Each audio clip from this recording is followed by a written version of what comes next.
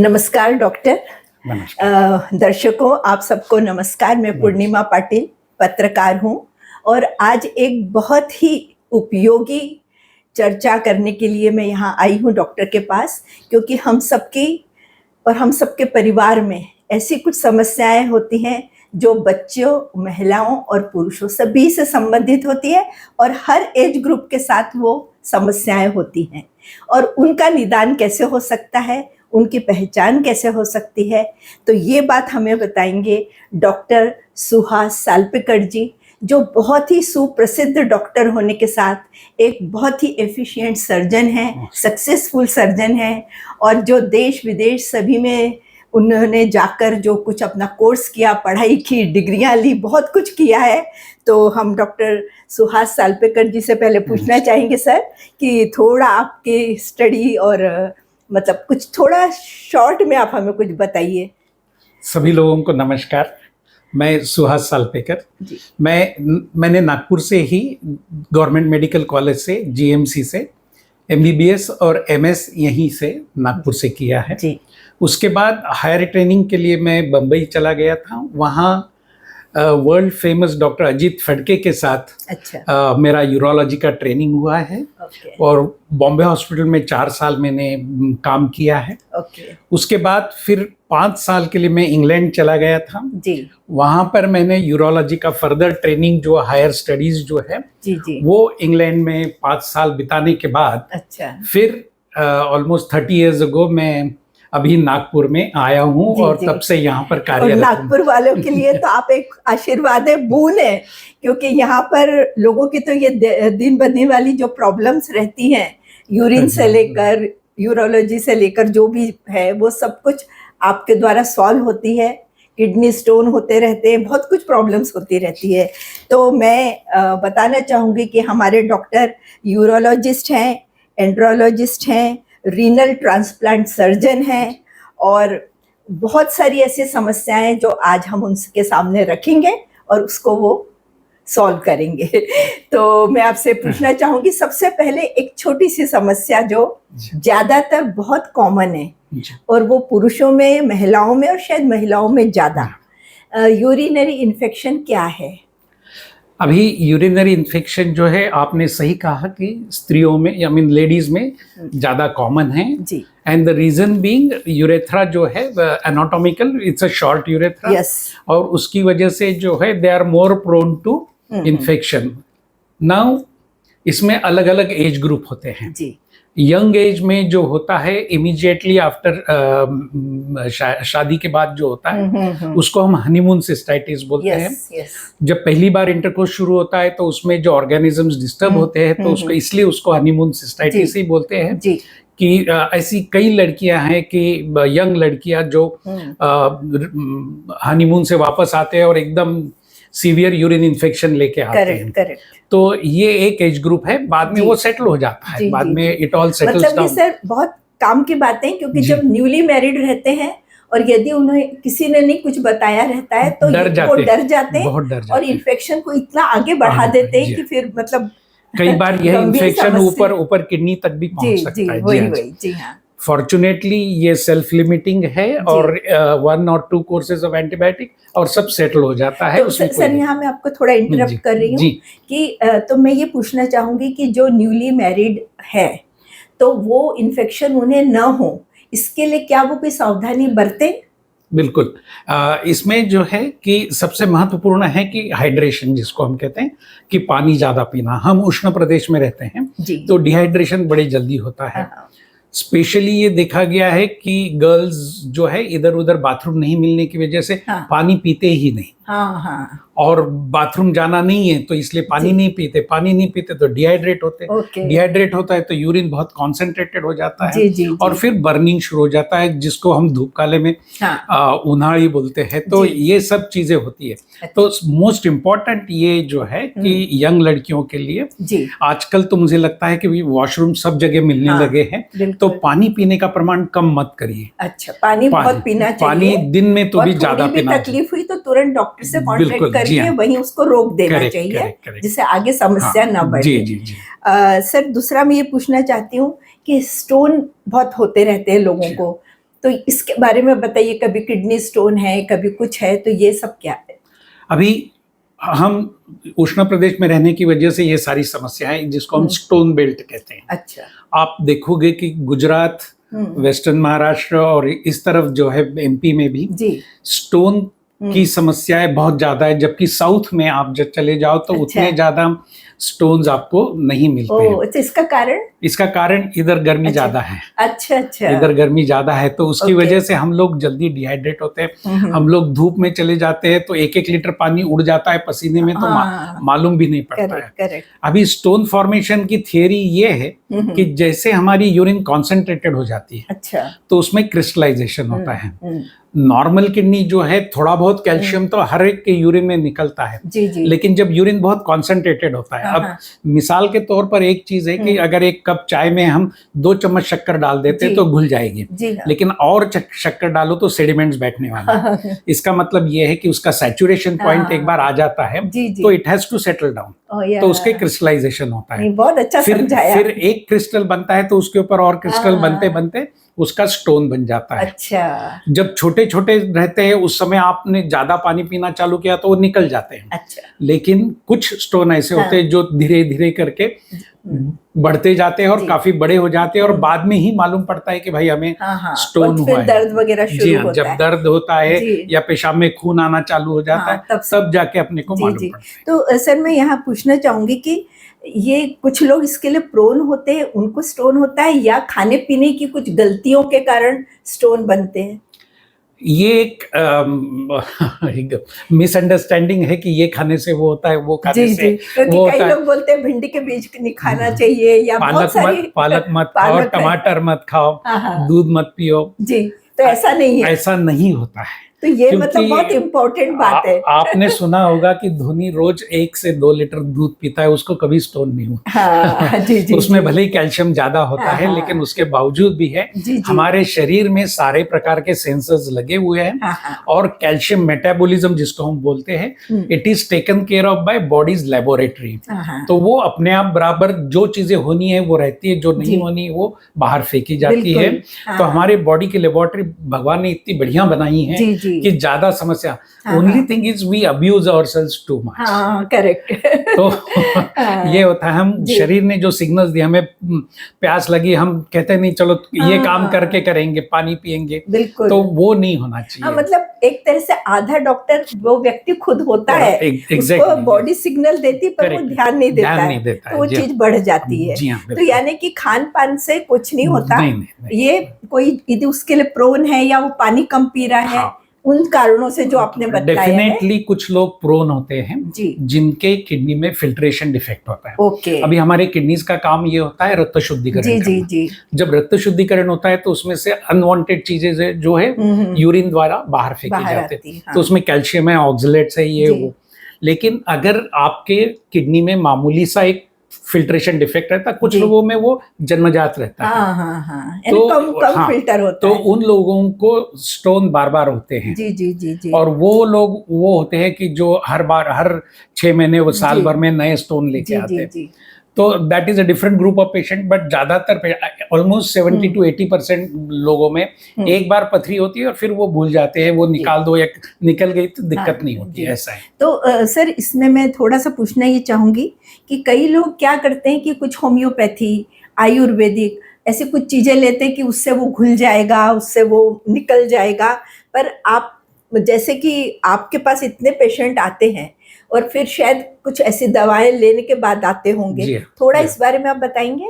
There is nothing wrong, आप homeopathy, Ayurvedic सब कुछ ले सकते हैं।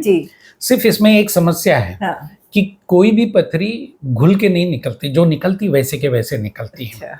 अगर मैं कहूँ कि ये 15 mm की पथरी है, मैंने उसको दवाई दी और वो 4 mm बन के निकल गई, ऐसे नहीं होता नहीं होगा। जो anything less than 6 or 7 mm will come out by itself. There is a 85% chance अच्छा। कि अपने आप वो निकल जाएगी। ओके। जब ये अपने आप निकल जाती है तो उसका श्रेय जो है हाँ। लेने वाले बहुत लोग रहते हैं। जी जी ऐसा जी। है। अच्छा। उस समय अगर वो मेरे तरफ आता और मैं 4 गोली दे देता हूँ, 10 दिन का कोर्स जी। देता हूँ, 8 दिन के बाद उसकी पथरी निकल जाती है, वो कहता है कि डॉक्टर सालपेकर ने दवाई दी इसलिए निकल गई। जबकि मेन तो दवाई उसने पानी ज्यादा पीने की वजह से ही अच्छा अच्छा। वो निकल गई है। जी जी। लेकिन उसका श्रेय लेने वाले बहुत होते हैं, जैसे होम्योपैथी वाले, हाँ, आयुर्वेदिक वाले। Correct correct. तो ज्यादातर पेशेंट जो है 60-70% छोटे स्टोन लेस देन 6 और 7 mm अपने आप ही निकल जाते अच्छा हैं। जी हाँ। अच्छा। ओके।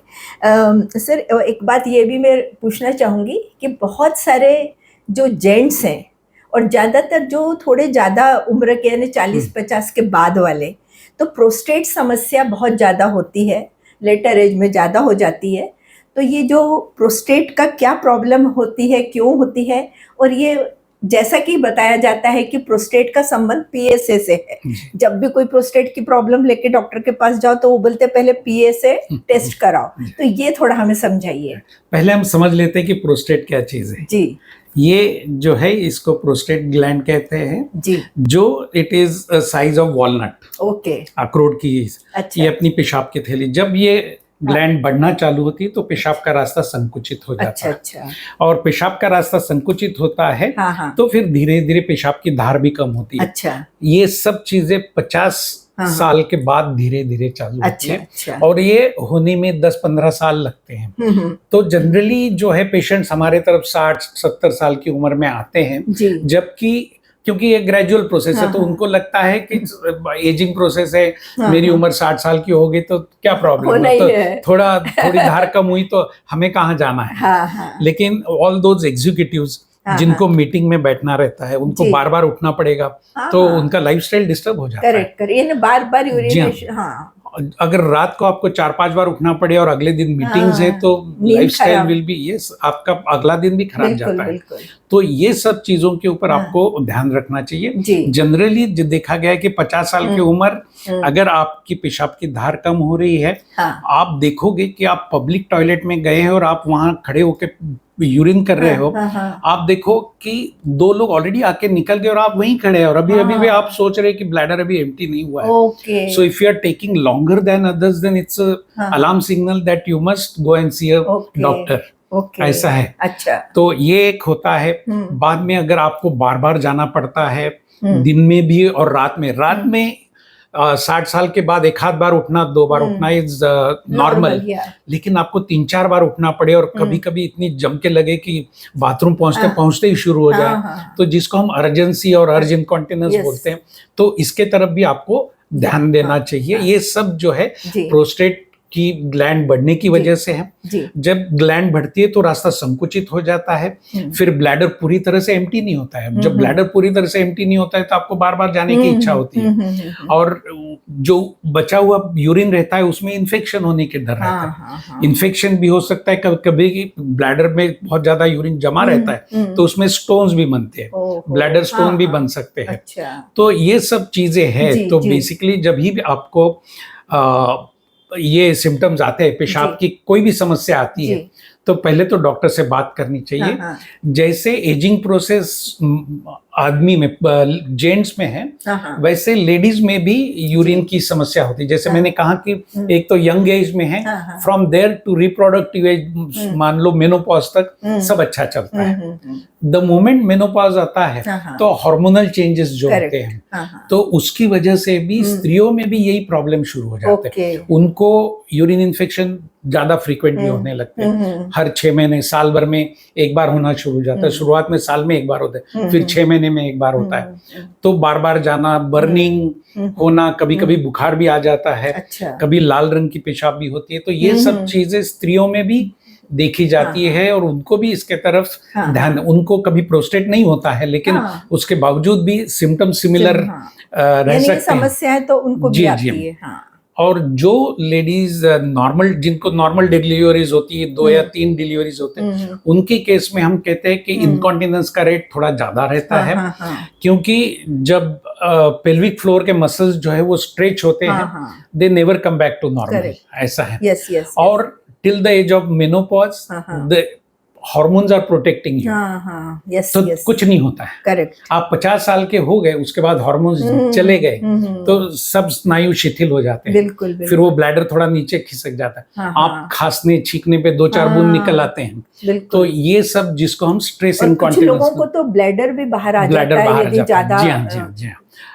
जो मल्टीपल Muscles, डिलीवर्स, हाँ, हाँ। मल्टीपल डिलीवरीज वालों को जी जी, अक्सर देखा गया हाँ, है हाँ। कि गर्भाशय के साथ ब्लैडर भी ब्लैडर भी बाहर बाहर आता आ है, जाता हाँ। है। और फिर वो कुछ सर्जरी के द्वारा या वो फिर हाँ, हम कुछ और ऊपर उठा कारण से लेते हैं। जी हाँ, निकालें। जी हाँ। लेकिन सर मैं ये यहाँ पे थोड़ा पूछना चाहूंगी कि एज से तो ये सब चेंजेस आते हैं, इसलिए हमने करीब करीब 50 साल की एज जब होने लगे तो चाहे जेंट्स हो चाहे लेडीज, उन्होंने इस पर ध्यान देना शुरू जी हाँ, कर देना बिल्कुल, जी। चाहिए, जिससे ये समस्या न आए।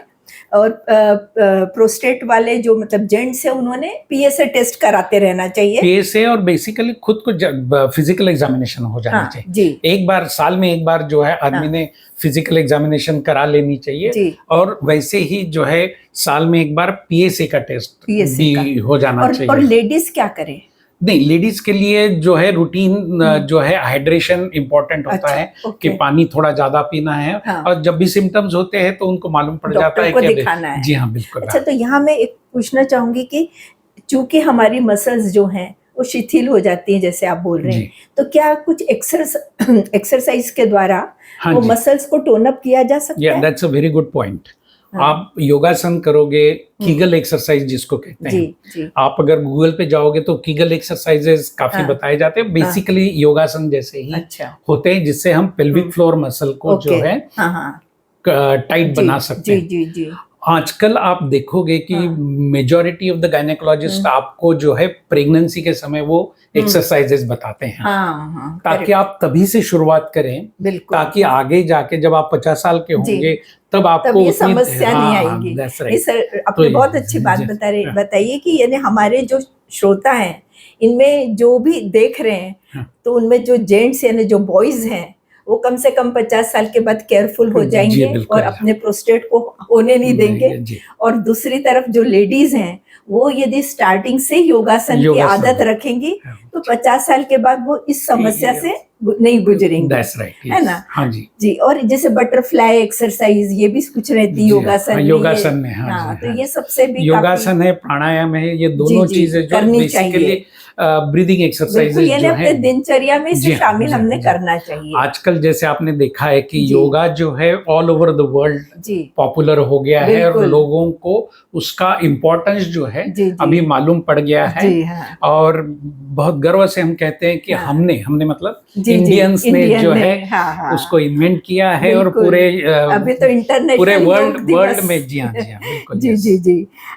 दूसरा मैं ये पूछना चाहती हूँ सर कि जो कैंसर हो जाता है तो ये भी जैसे कि रिप्रोडक्टिव ऑर्गन्स में और इधर उधर जो हो जा रहा है, तो इसका भी कोई खास कारण है? जी हाँ, अभी पहले तो मैं लेडीज के बारे में बता देता हूँ, फिर पुरुषों के बारे में जी बताता हूँ। जी अभी नए नए वैक्सीन आए हैं जी। जो कि यंग गर्ल्स में 18 की हो जाती है, उसके बाद वैक्सीन दो जी, तो सर्वाइकल कैंसर जो है वो अपन अवॉइड अच्छा। कर सकते हैं, या हाँ हाँ, इंसिडेंस उसका कम हो जाता जी है। जी जी, तो वो एक वैक्सीन निकला है, वो अगर लोग लेते हैं, अच्छा, और जब आप 50 साल के होते हैं या मेनोपॉज के एज में आते हैं तो हाँ, एक हाँ। पैप स्मीयर करके होता है। ओके, टेस्ट होता हाँ, है, टेस्ट पेप होता स्मीयर है, टेस्ट, जैसे जेंट्स में पीएसए होता हाँ है, हाँ हाँ हाँ, वैसे लेडीज में पैप स्मीयर होता करेक्ट है। करेक्ट, तो पैप स्मीयर के तरफ आपने ध्यान रखना अच्छा, चाहिए, साल में एक बार। करवाएं। अगर निगेटिव आता है तो बहुत अच्छा है, अच्छा, उसमें हाँ। कोई दिक्कत नहीं है। हाँ हाँ, और उसके बाद हम कई लोगों को जो है सेल्फ ब्रेस्ट एग्जामिनेशन भी बोलते हैं कि आपने अगर छोटा सा भी ब्रेस्ट लंप अगर मिलता है तो उसके तरफ भी टेस्ट, आपको हाँ हाँ, ध्यान देना है, क्योंकि सीए ब्रेस्ट काफी हाँ, हाँ। लोगों में आजकल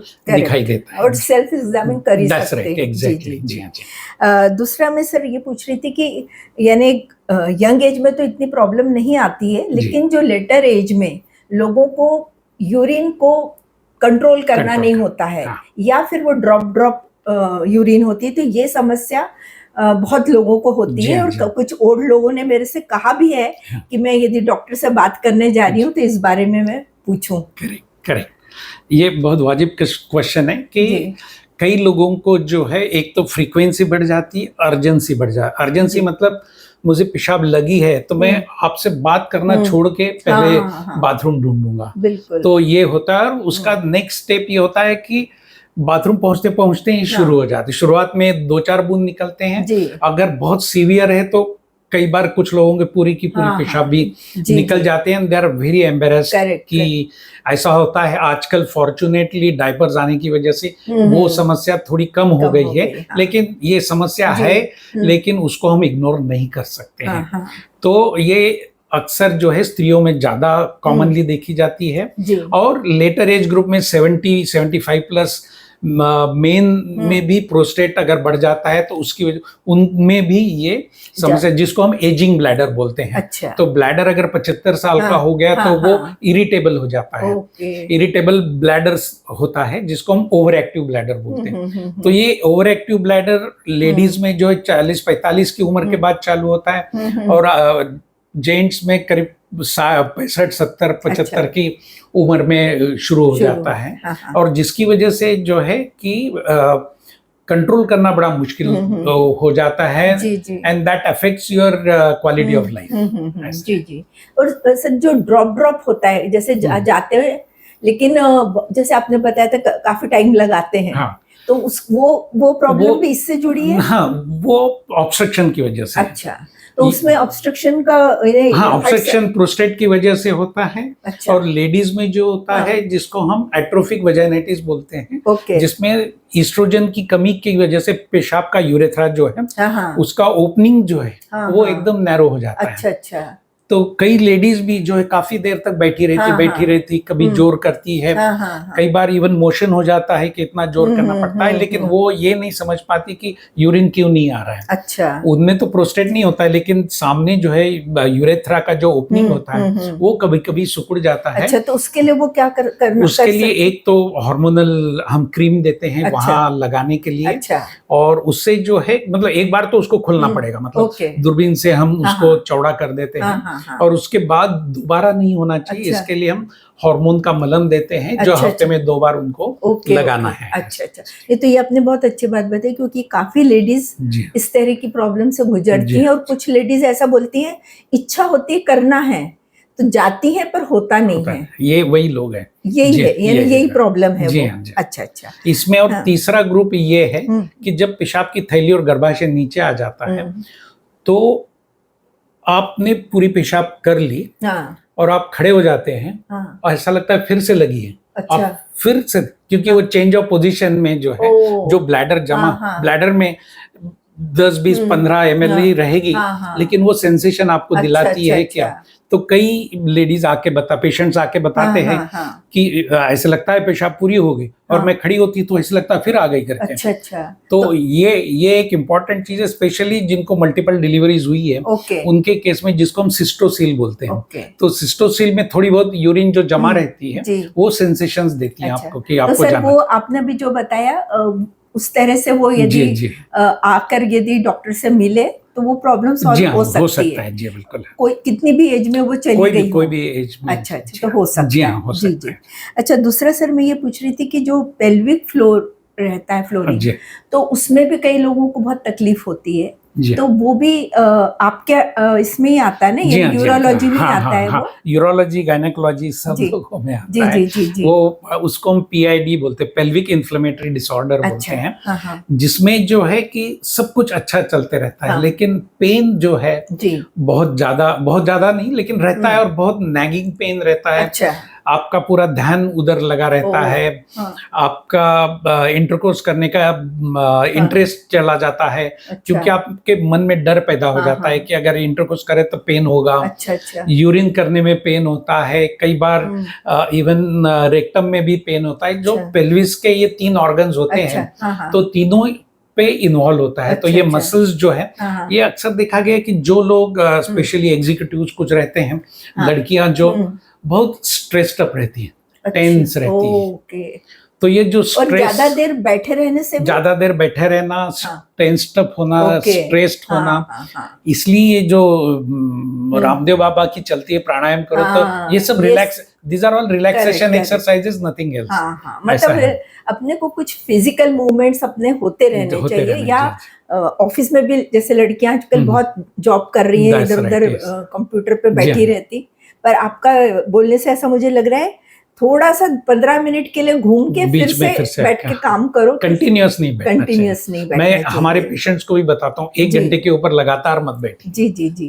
हाँ, 1-2 बिल्कुल, मिनट के बिल्कुल। लिए 5 मिनट के लिए उठ के चले आइए। जी जी जी हाँ। तो डॉक्टर मैं ये पूछ रही थी, जो कैथेटर वगैरह लगाने की नौबत आ जाती है कई लोगों को, तो ये सब प्रोस्टेट से रिलेटेड ही रहता है या और कोई कारण से, यानी किडनी प्रॉब्लम आई तो कैथेटर लग रहा है? यानी कुछ लोगों को मैंने देखा है कि 40 ने मेरे को किसी ने बताया जी। कि उनको ऐसी प्रॉब्लम आ गई कि रात भर वो 40 बार बाथरूम को जाना जी। पड़ा, फिर दूसरे दिन उनको कैथेटर लगाया कि जब तक कि मतलब डॉक्टर के पास जी। सब। तो ये क्या है ये सब? नहीं, कि इसके कई कारण होते हैं। हाँ। उसमें एक कारण यह है कि एक तो ऑब्स्ट्रक्शन है, हाँ जिसकी वजह से कि ब्लैडर पूरा भरा हुआ है, और हाँ। जिसको हम ओवरफ्लो बोलते हैं। अच्छा तो रिटेंशन विथ ओवरफ्लो, ब्लैडर भरा हुआ है, फिर थोड़ा थोड़ा हर 5 मिनट में जा रहा है। अच्छा अच्छा तो ऐसे केसेस में जब वो डॉक्टर के पास जाते हैं तो डॉक्टर देखता है, अरे ये तो ब्लैडर पूरा हाँ। भरा हुआ है। हाँ हाँ हाँ कैथेटर डालते ही वो 1.5-2 लीटर पेशाब निकल आती है, ओहो जबकि ब्लैडर कैपेसिटी इज हाँ। Only 400-500 ml। तो ये 3-4 गुना ब्लैडर जब स्ट्रेच हो जाता है हाँ हाँ तो वो थक जाता है। ओके ओके ऐसे तो इट बिहेव्स लाइक अ जी, बलून। जी जी और जैसे बलून में आप अगर पानी डालो तो बलून से भरते जाता है, जी जी कॉन्ट्रैक्ट होकर बाहर नहीं फेंकता है। करेक्ट करेक्ट हमारे ब्लैडर का काम क्या है कि अपार्ट फ्रॉम स्टोरेज, स्टोरेज का तो काम है ही, जी जी लेकिन जब हम बाथरूम जाते हैं और पोजीशन करते हैं उसके बाद हाँ